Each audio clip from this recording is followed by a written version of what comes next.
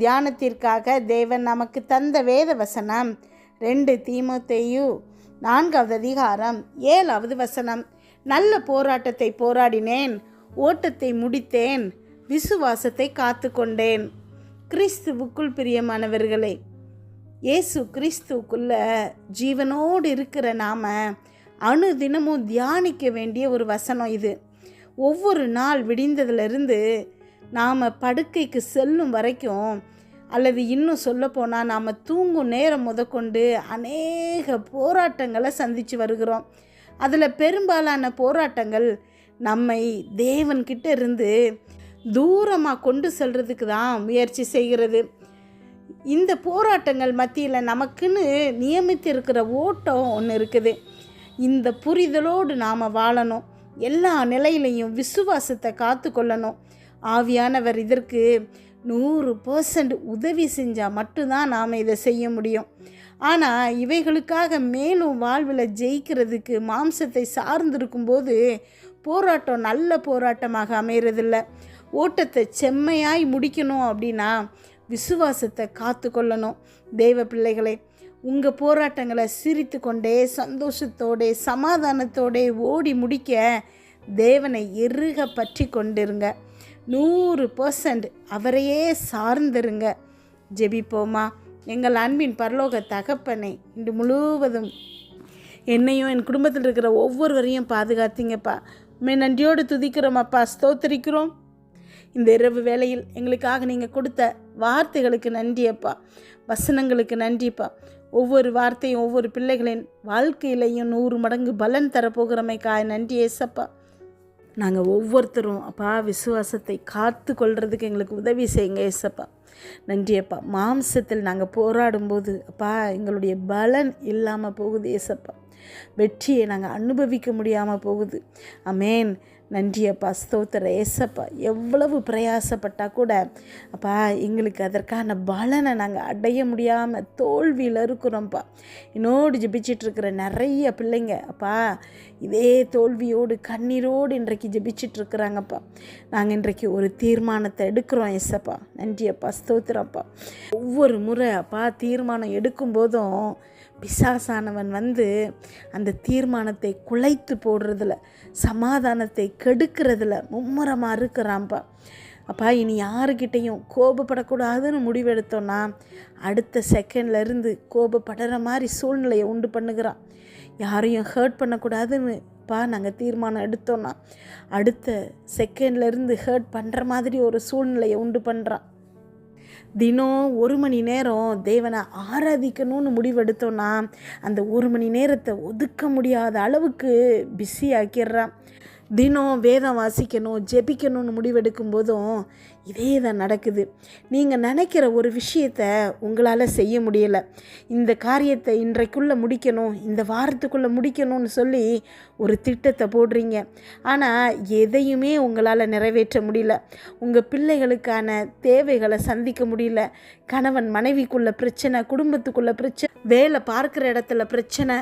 இது எல்லாமே நாம் எடுக்கிற முடிவுபடி நடந்துருச்சு அப்படின்னா நல்லபடியாக இருக்கும். ஆனால் நம்ம மாம்சம் அதுக்கு எதிராக போராடுகிறது. ஒவ்வொரு டைமும் நீங்கள் எடுக்கிற தீர்மானத்தை நிறைவேற்ற முடியாதபடிக்கு ஏகப்பட்ட தடைகள் வருது. மனசுக்கு இது தவறுன்னு தெரிஞ்சால் கூட அதை செய்யாமல் இருக்க முடியல. இன்றிலிருந்து நேரத்தை சோஷியல் மீடியாவில் நான் செலவழிக்கவே கூடாது அப்படின்னு முடிவெடுத்தால் கூட மறுபடி அதிலேயே விழுந்துக்கிட்டே இருக்கிறீங்க. இன்றைக்கு தேவன் நம்ம கூட பேசுகிறாரு. ஆமேன்.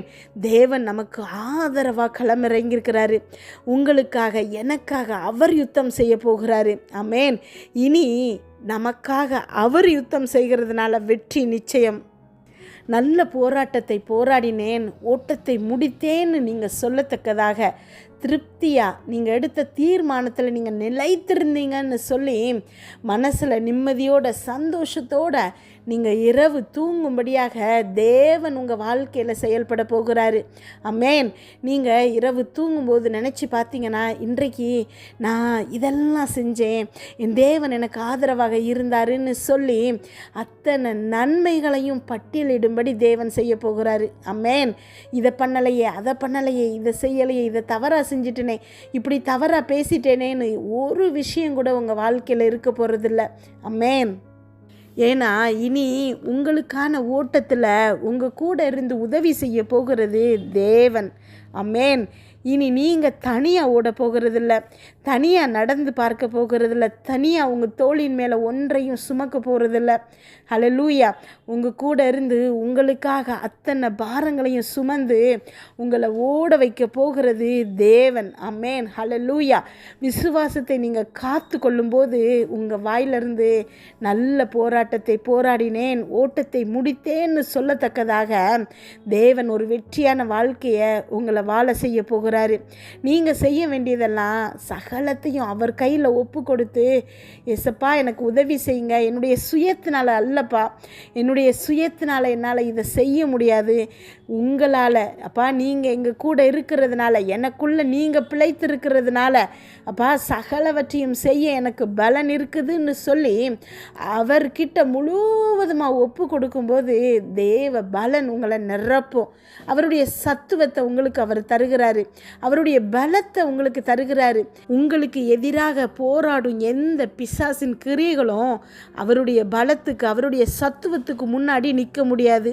ஆக நீங்கள் தான் வெற்றி பெற போகிறீங்க. ஆமென். ஹல்லேலூயா. உங்கள் ஓட்டத்தை நீங்கள் நிம்மதியாக ஓடி முடிக்க போகிறீங்க. உங்களுடைய காரியங்கள் எல்லாவற்றையும் வெற்றியோடு செய்து முடிக்க போகிறீங்க. தேவனுடைய அனுகிரகம், தேவனுடைய கிருபை, தயவு இன்றைக்கு உங்களை சூழ்ந்து கொள்ள போகுது. நன்றியப்பா, ஸ்தோத்திர ஏசப்பா. என்னோடு ஜெபிச்சிட்டு இருக்கிற ஒவ்வொரு பிள்ளைகளும் இன்றைக்கு எடுத்திருக்கிற தீர்மானத்திற்கு அப்பா நீங்கள் எங்களுக்கு உதவி செய்ய போகிறீங்க ஏசப்பா. நன்றியப்பா. ஒவ்வொரு பிள்ளைகளையும் பேர் பேராய் ஆசீர்வதிங்கப்பா. அவங்க இருதயத்தில் இருக்கக்கூடிய அத்தனை கலக்கங்களும் நீங்களும்ப்பா இருதயத்தை காத்து கொள்றதுக்கு உதவி செய்யுங்க ஏசப்பா. ஆமென். உம்முடைய பிள்ளைகள் அப்பா இன்றைக்கு அவங்க நியமிக்கிற அப்பா அவங்க தீர்மானம் செய்கிற ஒவ்வொரு விஷயங்கள்லையும் அப்போ அந்த பிள்ளைகளுக்கு வெற்றியை கொடுங்க ஏசப்பா. ஆமென். உம்முடைய உதவி செய்யும் கரம் இந்த பிள்ளையோடு இருக்குங்கிறத உணர வைங்க ஏசப்பா. நன்றியப்பா. அத்தனை பிசாசின் கிரியைகளும் அழிக்கப்படட்டும் ஏசப்பா. இன்றிரவு இந்த பிள்ளைகள் தூங்கும்போது சுகமான உறக்கத்தை கொடுங்க, நல்ல சொப்பனங்களை கொடுங்கப்பா. வீட்டை சுற்றியும் ரத்தத்தை தெளிக்கிறோம், அதிலிருந்து புறப்படுகிற வல்லமை எல்லா தீங்கு, பொல்லாப்பு, பொறாமை, எரிச்சல், கெட்ட ஆவிகள், பில்லி, சூனிய, மந்திரம், நோய், விபத்து எல்லா விஷயத்துலேருந்து விலக்கி பாதுகாத்தரலுங்கப்பா. நாளை காலை எழுந்திருக்கும் போது புதிய கிருபையால் தாங்குங்க. இதை கேட்டுக்கொண்டிருக்கும் ஒவ்வொரு பிள்ளைகளின் இருதயத்தையும் உம்முடைய கிருபையினாலும் சமாதானத்தினால் நிரப்புங்க. இயேசு கிறிஸ்துவின் மூலம் ஜெபம் கேளும் நல்ல பிதாவே. ஆமென்.